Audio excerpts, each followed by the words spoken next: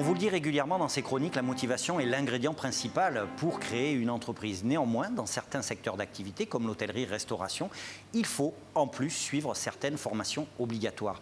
Jean-Yves, vous êtes un chef d'entreprise expérimenté, mais dans un autre secteur que celui de la restauration.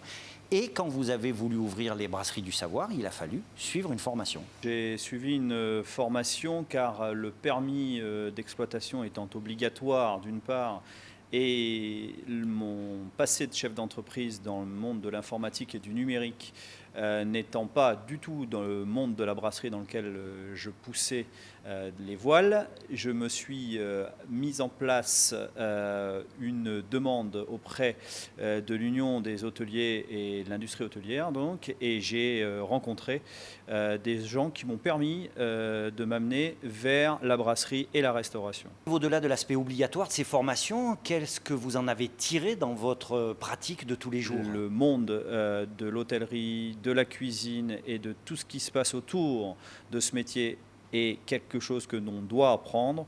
Il nous faut aujourd'hui vraiment des gens compétents pour pouvoir présenter dignement le nom de brasserie comme je voulais le faire. Ces formations, on l'a dit, il y en a à tous les moments de la vie de l'entreprise. Concentrons-nous, si vous le voulez bien, sur celles qui sont obligatoires en amont de la création. Et la première formation indispensable, c'est la formation permis d'exploitation. Il y a de la vente d'alcool, que ce soit au niveau d'un restaurant, d'une brasserie ou d'un bar ou discothèque.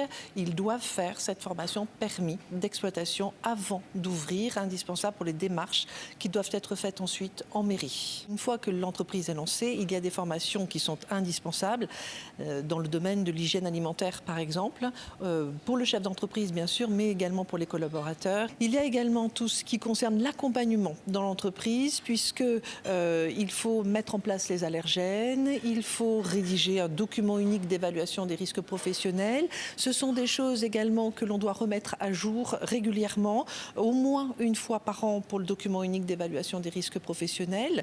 Il y a également toute la question accessibilité handicapée qui peut se poser, et les chefs d'entreprise ont besoin d'être accompagnés parce que c'est extrêmement complexe et chronophage. Même si la formation représente un investissement certain, à la fois pour les chefs d'entreprise et puis pour leurs salariés, n'oublions pas que ces formations sont un gage de qualité pour les consommateurs que nous sommes.